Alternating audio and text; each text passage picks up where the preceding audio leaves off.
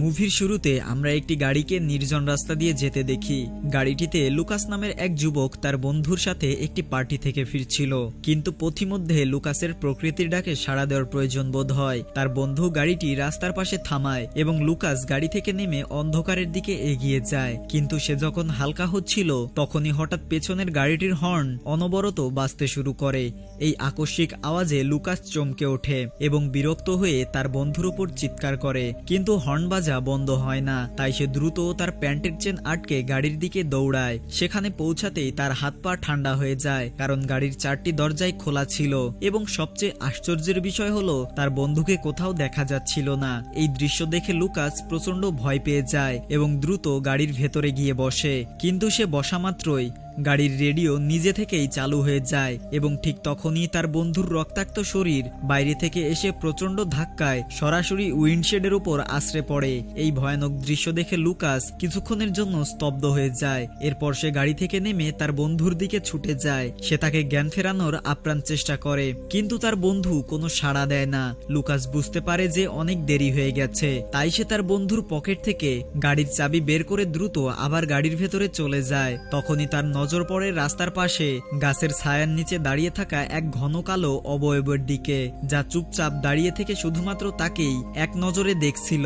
আতঙ্কে কাঁপতে কাঁপতে সে দ্রুত গাড়ি স্টার্ট করে সেখান থেকে পূর্ণ গতিতে গাড়ি চালিয়ে পালিয়ে যায়। কিছু দূর যাওয়ার পর লুকাস স্বস্তির শ্বাস ফেলে। তার মনে হতে থাকে যে সে সেই বিপদ থেকে বেঁচে সুরক্ষিত জায়গায় চলে এসেছে, কিন্তু তার এই স্বস্তি মাত্র কয়েক সেকেন্ডের জন্যই স্থায়ী হয়, কারণ হঠাৎ সেই কালো অবয়বকে আবার রাস্তার মাঝখানে দাঁড়িয়ে থাকতে দেখা যায়। লুকাস কোনো মতে তাকে এড়িয়ে সামনে এগিয়ে যায়, কিন্তু কিছুক্ষণের মধ্যেই সেই অবয়ব আবার তার সামনে চলে আসে, আর চোখের পলকে সেই কালো অবয়ব গাড়ির ভেতরে তার পাশের সিটে এসে বসে পড়ে।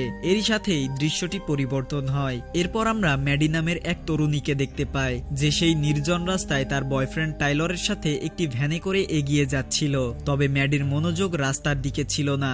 সে তার এঙ্গেজমেন্টের আংটির দিকে তাকিয়ে কিছু একটা ভাবছিল। আসলে সে এবং তার হবু স্বামী টাইলর তাদের ভালো চাকরি ছেড়ে দিয়ে একটি আরভি কিনে নিয়েছিল, যাতে তারা কোলাহলময় দুনিয়া থেকে দূরে এক স্বাধীন ও নিজস্ব জীবন কাটাতে পারে। ম্যাডি যখন এই দ্বিধায় ছিল যে তাদের এই সিদ্ধান্ত সঠিক ছিল কিনা, তখনই পেছন থেকে আসা একটি গাড়ি দেখে তার মনোযোগ সম্পূর্ণ ভেঙে যায়। সেই গাড়িটি তাদের ভ্যানের পাশে এসে অনবরত হর্ন বাজাতে থাকে। আসলে এটি সেই গাড়িটিই ছিল যাতে কিছুক্ষণ আগে লুকাস বসেছিল, কিন্তু এখন সেই গাড়িটি একটি রহস্যময় কালো অবয়ব চালাচ্ছিল, যার মুখ চেনা একদমই অসম্ভব। ম্যাডির মনে হতে থাকে যে গাড়িতে থাকা সেই যাত্রী তাদের কোনো বড় বিপদের ব্যাপারে সতর্ক করার চেষ্টা করছে, কিন্তু তারা কিছু বুঝে ওঠার আগেই গাড়িটি তীব্র গতিতে তাদের পাশ কাটিয়ে সামনে চলে যায়। কিছু দূর যাওয়ার পর তারা দেখতে পায় যে সেই গাড়িটি রাস্তার পাশে মারাত্মক দুর্ঘটনার শিকার হয়েছে। এটি দেখে ম্যাডি সঙ্গে সঙ্গে ভ্যান থামিয়ে দেয় এবং টাইলর দ্রুত পুলিশকে ফোন করতে শুরু করে। ঠিক তখনই দুর্ঘটনা কবলিত সেই গাড়ি থেকে লুকাসকে খুঁড়িয়ে খুঁড়িয়ে বাইরে বের হতে দেখা যায়। তা দেখে তারা দুজনেই তাকে সাহায্য করার জন্য ভ্যান থেকে নেমে আসে, কিন্তু তখনই হঠাৎ কোনো এক অদৃশ্য শক্তি লুকাসকে টেনে আবার গাড়ির ভেতরে নিয়ে যায়। তাই টাইলর ম্যাডিকে সেখানেই দাঁড়িয়ে থাকার ইশারা করে নিজে সাবধানে দুর্ঘটনা কবলিত গাড়ির কাছে পৌঁছায়। সে ড্রাইভারের দিকের দরজাটি খোলে, কিন্তু দরজাটি খোলার সাথে সাথেই গাড়ির এয়ারব্যাগ তীব্র গতিতে বাইরে বেরিয়ে আসে এবং সেটির প্রচন্ড আঘাতে লুকাস ঘটনাস্থলেই মারা যায়। ইতিমধ্যে ম্যাডির নজর সেই দুর্ঘটনা কবলিত গাড়ির ওপরে থাকা 3টি গভীর আঁচড়ের দাগের ওপর পড়ে। ঠিক পরের মুহূর্তেই পাশের জঙ্গল থেকে শুকনো ডালপালা ভাঙার শব্দ শোনা যায়। শব্দের দিকে তাকাতেই সে দূরে একটি লম্বা কালো ছায়া দাঁড়িয়ে থাকতে দেখে, কিন্তু চোখের পলকে সেই ছায়া রহস্যময়ভাবে গায়েব হয়ে যায়। এটি দেখে ম্যাডির মুখে ভয়ের ছাপ স্পষ্ট হয়ে ওঠে। তখনই পুলিশের গাড়ি ঘটনাস্থলে পৌঁছে যায়, যার ফলে ম্যাডি আবার তার ভ্যানে এসে বসে, কিন্তু তখনই সে ভ্যানের পেছনের অংশ থেকে কারো জোরে জোরে শ্বাস নেওয়ার শব্দ শুনতে পায়। সে পিছন ফিরে তাকালেও সেখানে কাউকেই দেখতে পায় না। সে কিছু বুঝতে পারছিল না যে আসলে সেখানে কি ঘটছে। তাই টাইলর ফিরে আসার পর তারা দুজন সে রাতে একটি মোটেলে থাকার সিদ্ধান্ত নেয়। সেখানে পৌঁছে ম্যাডি তার ভ্যানের ড্যাশ ক্যামেরার রেকর্ডিং পরীক্ষা করে, কিন্তু সবচেয়ে অদ্ভুত ব্যাপার ছিল যে ঠিক লুকাসের গাড়ি ক্র্যাশ হওয়ার কয়েক সেকেন্ডের আগের ফুটেজ নিজে থেকেই গায়েব হয়ে গিয়েছিল। সে সঙ্গে সঙ্গে বিষয়টি টাইলরকে জানায়। টাইলরও স্বীকার করে যে এটি অত্যন্ত অদ্ভুত, তবে সে ম্যাডিকে সান্ত্বনা দিয়ে বেশি চিন্তা না করার পরামর্শ দেয়। এরপর টাইলর তার মন অন্যদিকে ঘোরানোর জন্য পরের দিন হতে যাওয়া একটি ভ্যান লাইফ মিটআপের কথা বলে এবং তাকে সেখানে যাওয়ার জন্য জিজ্ঞেস করে। ম্যাডিও রাজি হয়ে যায়, কিন্তু পরদিন সকালে যখন তারা ভ্যানের দিকে এগিয়ে যায় তখন দেখতে পায় ভ্যানের দরজায় 3টি গভীর আঁচড়ের দাগ রয়েছে। এটি দেখে ম্যাডি পুরোপুরি আতঙ্কিত হয়ে পড়ে। সে টাইলরকে বলে যে এটি ঠিক তেমনই দাগ যা সে গতরাতে দুর্ঘটনা কবলিত গাড়ির ওপর দেখেছিল। কিন্তু টাইলর এবারও তার কথাকে পাত্তা দেয় না এবং বলে যে এটি কেবলই একটি কাকতালীয় ঘটনা, তাই এই নিয়ে যেন সে বেশি না ভাবে। এরপর তারা ভ্যান লাইফ মিটআপের উদ্দেশ্যে রওনা হয়। শীঘ্রই তারা একটি স্থানীয় আরভি পার্কে পৌঁছায় যা দীর্ঘদিন ধরে ভ্রমণরত মুসাফিরদের দ্বারা পরিপূর্ণ ছিল। সেখানে পৌঁছে টাইলর ভ্যানের আঁচড় ঠিক করার জন্য কারো সাহায্য খুঁজতে বের হয়, কিন্তু তখনই ম্যাডি অত্যন্ত অদ্ভুত কিছু দেখতে পায়। প্রায় 2 মিনিট আগে সে যে ফলগুলো কিনেছিল সেগুলো এখন পুরোপুরি পচে গেছে। সে বুঝতে পারছিল না যে এ অদ্ভুত ঘটনা কিভাবে ঘটলো। তবুও সে এই নিয়ে বেশি না ভেবে অনুষ্ঠানটি উপভোগ করার জন্য এদিক ওদিক ঘুরতে থাকে। ঘুরতে ঘুরতে হঠাৎ তার চোখ একটি দেয়ালের দিকে যায় যা দেশ জুড়ে নিখোঁজ হওয়া মুসাফিরদের পোস্টারে ভরা ছিল। এই পোস্টারগুলোর মাঝে তার নজর এমন একটি ছবির ওপর পড়ে যেখানে একটি কাগজে মানুষের অবয়ব আঁকা ছিল এবং তার শরীরে 3টি আঁচড়ের দাগ ছিল, ঠিক যেমন দাগ তাদের ভ্যানে তৈরি হয়েছিল। এটি দেখে ম্যাডির মনে খুব খারাপ লাগতে শুরু করে। তখনই সেখানে কিম নামের এক নারী আসেন এবং ম্যাডিকে জিজ্ঞেস করেন যে সে ঠিক আছে কিনা, কারণ ম্যাডির মুখে ভয় স্পষ্ট দেখা যাচ্ছিল। তখন ম্যাডি তাকে গত রাতের সেই ভয়ানক ঘটনার কথা বলতে শুরু করে। তা শুনতেই সেই নারীর মুখের রং উড়ে যায়। সে ম্যাডিকে অত্যন্ত গুরুত্বের সাথে জিজ্ঞেস করে, তোমরা কি রাস্তায় কোথাও থামলে? বিভ্রান্ত ম্যাডি জিজ্ঞেস করে যে তার কথার অর্থ কি। তখন সেই নারী তাকে সতর্ক করে বলেন যে তারা যেন সবসময় নির্জন রাস্তা থেকে দূরে থাকে, আর সবচেয়ে গুরুত্বপূর্ণ বিষয় রাতের বেলা যেন কখনো গাড়ি না চালায়, আর যদি কখনো বাধ্য হয়ে চালাতেই হয় তবে রাস্তায় যাই ঘটে যাক না কেন গাড়ি যেন কখনো না থামায়। এরপর সে অত্যন্ত ভয়ঙ্কর ও রহস্যময় দৃষ্টিতে ম্যাডির দিকে তাকিয়ে বলে, মানুষ সফরে যায় না, সফর মানুষকে নিজের সাথে নিয়ে যায়। এ কথা শুনে ম্যাডি ভাবনায় পড়ে যায় যে সেই নারী তাকে এমন কেন বলছিলেন। কিন্তু তখনই টাইলর তাকে খুঁজতে খুঁজতে সেখানে চলে আসে এবং তাকে নিজের সাথে নিয়ে যায়। কিন্তু তারা যখন আবার নিজেদের ভ্যানের কাছে পৌঁছায় ম্যাডি দেখে অবাক হয়ে যায় যে ভ্যানের ওপর থাকা সেই রহস্যময় আঁচড়ের দাগগুলো এখন গায়েব হয়ে গেছে। তখন টাইলর তাকে খুব স্বাভাবিকভাবে বোঝায় যে সে এখানে বডি শপের একজনকে চিনত যে বিনামূল্যে তাদের ভ্যানের পেইন্ট ঠিক করে দিয়েছে। এরপর তারা দুজন সেখান থেকে বের হয়ে একটি 24 ঘন্টা খোলা থাকা জিমে পৌঁছায়। ওয়ার্কআউট এবং শাওয়ারের পর ম্যাডি টাইলরকে বলে যে সে আগে ভ্যানে ফিরে যাচ্ছে, আর টাইলর তার ওয়ার্কআউট শেষ করার জন্য সেখানেই থেকে যায়। এরপর ম্যাডি পার্কিং লটে দাঁড়িয়ে থাকা ভ্যানের দিকে এগিয়ে যেতে থাকে। হাঁটার সময় সে নিজের ফোনে ভিডিও দেখায় এতটাই মগ্ন ছিল যে চারপাশের দিকে বেশি খেয়াল করেনি। তখনই তার নজর পাশে দাঁড়িয়ে থাকা একটি সন্দেহভাজন গাড়ির ওপর পড়ে। সেই গাড়ির দিকে দেখতে দেখতে সে সামনে থেকে আসা একটি পিকআপ ট্রাক খেয়াল করতে পারেনি। ম্যাডি কোনো মতে নিজেকে সামলায় এবং সে আবার ভ্যানের দিকে হাঁটতে শুরু করে। তখনই হঠাৎ সে নিজের ঠিক পেছনে কারো ভারী পায়ের আওয়াজ শুনতে পায়। সে যখন পিছনে ঘোরে সেখানে সে কাউকেই দেখতে পায় না। ভীত ম্যাডি যখন আবার ভ্যানের দিকে তাকায় তখন সে অবাক হয়ে যায়, কারণ ভ্যানটি হঠাৎ তার থেকে অনেক দূরে দেখাচ্ছিল, অথচ কয়েক পলক আগে সেটি তার বেশ কাছেই ছিল। তখনই পার্কিং লটের সব আলো হঠাৎ নিভে যায় এবং চারপাশে ঘন অন্ধকার নেমে আসে। ম্যাডি ভয়ে ভয়ে পা বাড়ায় এবং তখনই আলোগুলো আবার মিটমিট করে জ্বলে ওঠে। সে আবারও সেই পায়ের আওয়াজ শুনতে পায়, যা শুনে সে আবার পিছনে ঘোরে, কিন্তু সেখানে এবারও কেউ ছিল না।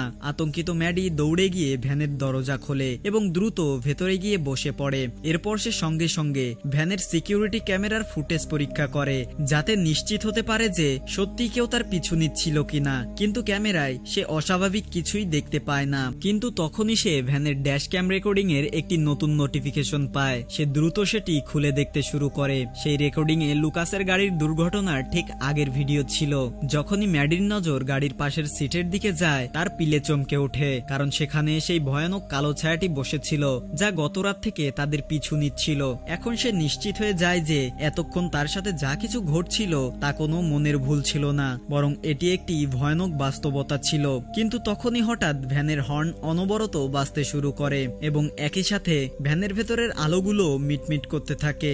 এটি দেখে ম্যাডি বুঝতে পারে যে সেই ভয়ানক ছায়া আবারও ফিরে এসেছে। এই কারণে সে আতঙ্কিত হয়ে আরভির সব সিকিউরিটি ক্যামেরার ফুটেজ চেক করতে থাকে, কিন্তু হঠাৎ সব স্ক্রিন কালো হয়ে যায় এবং পরের মুহূর্তেই একটি স্ক্রিনে ফুটেজ ফিরে আসে যেখানে সেই ভুতুড়ে ছায়াকে সরাসরি ক্যামেরার দিকে তাকিয়ে থাকতে দেখা যায়। এটি দেখে ম্যাডি সঙ্গে সঙ্গে টাইলরকে সাহায্যের জন্য মেসেজ পাঠায়। তখনই আরভির পেছনের দরজাগুলো মর্মর শব্দ করে নিজে থেকেই ধীরে ধীরে খুলতে শুরু করে। ভয়ের চোটে ম্যাডি সঙ্গে সঙ্গে নিজের সিট বেল্ট বেঁধে নেয়, কিন্তু কোনো সতর্কবার্তা ছাড়াই সিট বেল্ট নিজে থেকেই তার শরীরের সাথে শক্তভাবে চেপে বসে এবং তাকে সিটের সাথে আটকে ফেলে। ঠিক সেই মুহূর্তেই কোনো এক অদৃশ্য শক্তি তার গলা চেপে ধরে তার দম বন্ধ করে দেওয়ার চেষ্টা করে। অসহায় ম্যাডি কোনো মতে টাইলরের দেওয়া পবিত্র লকেটটি নিজের হাতে শক্ত করে ধরে। তখনই সেই লকেটের পবিত্র শক্তির প্রভাবে সেই ছায়াটি তার থেকে দূরে সরে যায়, যার ফলে তার গলার ওপর ধরা হাত আলগা হয়ে যায়। সুযোগ পেয়ে ম্যাডি সঙ্গে সঙ্গে দরজা খোলে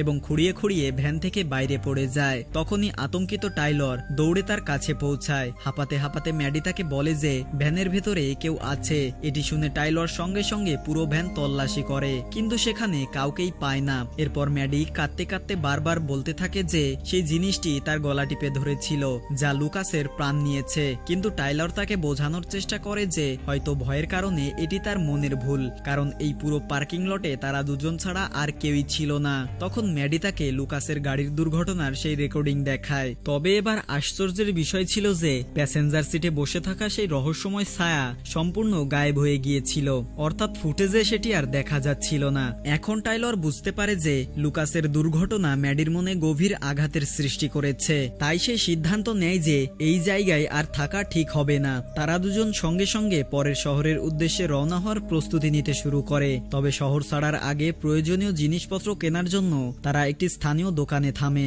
সেখানে ম্যাডির নজর স্থানীয় লোককাহিনীর উপর ভিত্তি করে লেখা একটি বইয়ের ওপর পড়ে, যার উপর সেই একই তিনটি গভীর আঁচড়ের দাগ ছিল।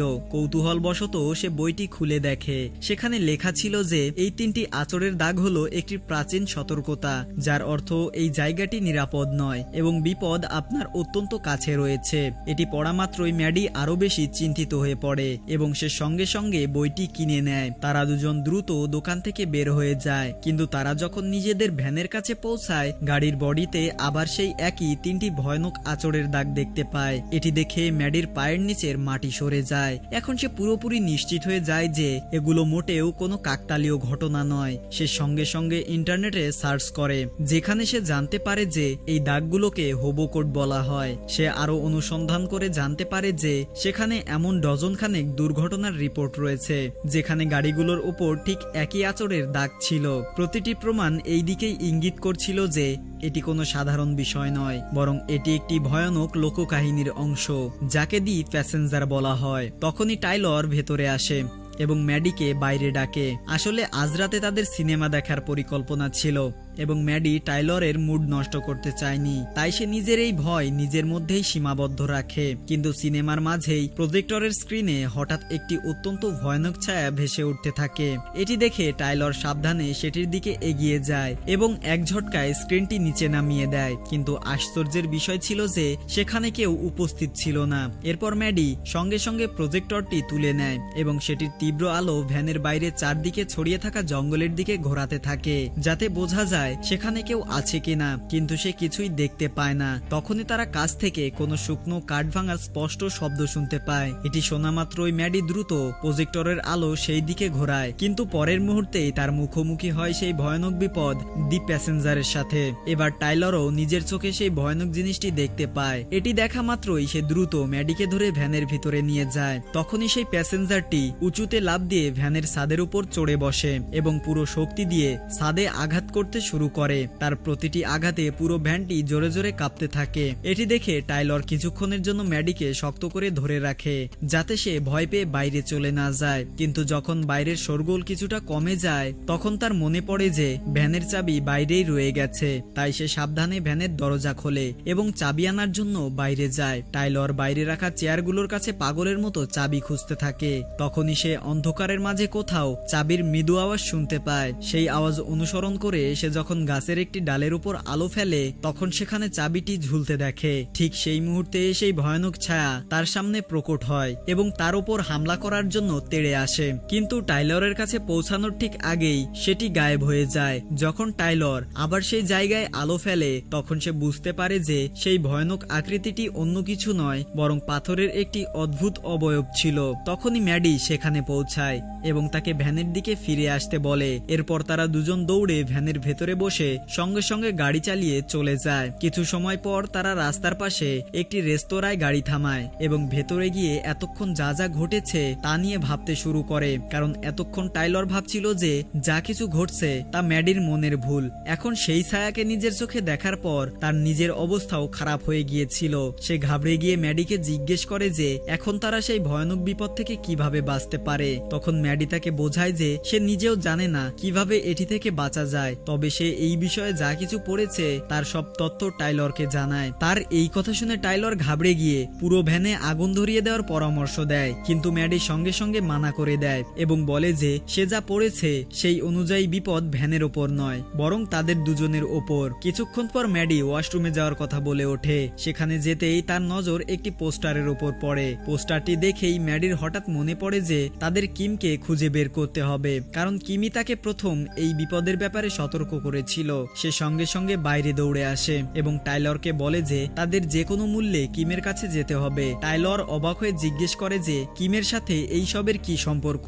তখন ম্যাডি তাকে বলে যে কিম তাকে এই এন্টিটি সম্পর্কে সতর্ক করার চেষ্টা করেছিল, তাই হয়তো সে জানে এই প্যাসেঞ্জারকে কিভাবে থামানো যায়। টাইলর জিজ্ঞেস করে যে তারা এই অজানা জায়গায় কিমকে কোথায় খুঁজবে। ম্যাডি তাকে মনে করিয়ে দেয় যে কিম তাকে বলেছিল যে সে ফ্ল্যাগস্টাফে যাচ্ছে যাতে সেখানে একটি সিফুড রেস্তোরাঁয় কাজ করতে পারে। এখন কিমি তাদের শেষ ভরসা এবং সেই তাদের সাহায্য করতে পারে। এটি ভেবে তারা দুজনে তার সন্ধানে রাতের অন্ধকারেই বেরিয়ে পড়ে। অনেক খোঁজাখুঁজি এবং এদিক ওদিক ঘোরার পর তারা দুজন মুসাফিরদের একটি ক্যাম্পে থাকা সেই সিফুড রেস্তোরাঁয় পৌঁছে যায় যেখানে কিম কাজ করছিল। কিমের সাথে দেখা হতেই তারা তাকে এ পর্যন্ত ঘটা সব ভয়ানক ঘটনার কথা বলে এবং তার কাছে সাহায্যের জন্য অনুরোধ করে। তারা জানায় যে প্যাসেঞ্জার তাদের পিছু নিচ্ছে এবং এখন তাদের জীবন বিপন্ন।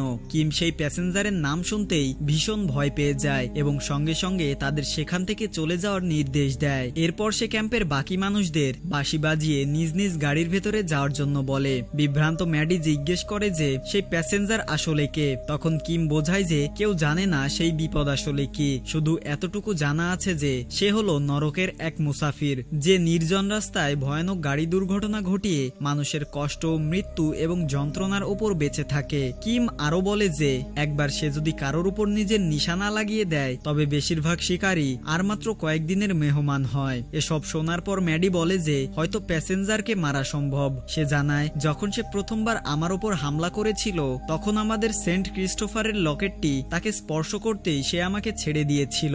এটি শুনে কিম কিছুক্ষণের জন্য চুপ হয়ে যায়, যেন তার কোনো পুরনো কাহিনী মনে পড়ে গেছে।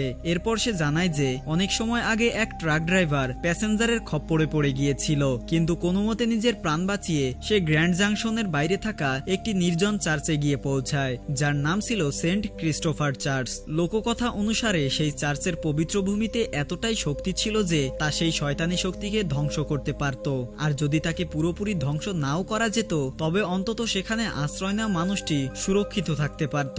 এটি শুনে টাইলর সেখানে পৌঁছানোর রাস্তা জিজ্ঞেস করে। কিম জানায় যে সেই চার্চটি মরুভূমির মাঝখানে একটি বন্ধ হয়ে যাওয়া রাস্তার উপর অবস্থিত এবং সেখানে পৌঁছানোর জন্য রাস্তায় তৈরি বিশেষ চিহ্নগুলো পড়তে জানা জরুরি। কিছুক্ষণ ভাবার পর সে গভীর শ্বাস নেয় এবং বলে যে সে নিজেই তাদের সেখানে নিয়ে যাবে। এটি শুনে তারা তিনজন নিজ নিজ ভ্যানের দিকে এগিয়ে যায়। এরপর টাইলর এবং ম্যাডি তাদের নিজের ভ্যানে পৌঁছায় আর কিম তার ভ্যান নিয়ে তাদের ঠিক কাছাকাছি এসে থামে। সে তাদের কিছু বলতে যাবে, ঠিক তখনই হঠাৎ প্যাসেঞ্জার তার ঠিক পেছনে প্রকট হয় এবং পরের মুহূর্তেই এক ঝটকায় তার ঘাড় মটকে দেয়, যার ফলে কিম ঘটনাস্থলেই মারা যায়। এই দৃশ্য দেখে টাইলর এবং ম্যাডির গায়ের লোম খাড়া হয়ে যায়। তারা বুঝতে পারে যে এখন সেখানে এক মুহূর্ত থাকাও মৃত্যুকে আমন্ত্রণ জানানোর সমান, তাই তারা দ্রুত ভ্যান স্টার্ট করে সেখান থেকে বেরিয়ে যায়। কিছুক্ষণ পর তারা একটি গ্যাস স্টেশনে থামে। সেখানকার দোকান থেকে তারা যতগুলো সেন্ট ক্রিস্টোফারের লকেট পায় তার সবগুলো কিনে নেয় এবং সুরক্ষার জন্য পুরো ভ্যানের ভেতরে আলাদা আলাদা জায়গায় টাঙিয়ে দেয়। তাদের আশা ছিল যে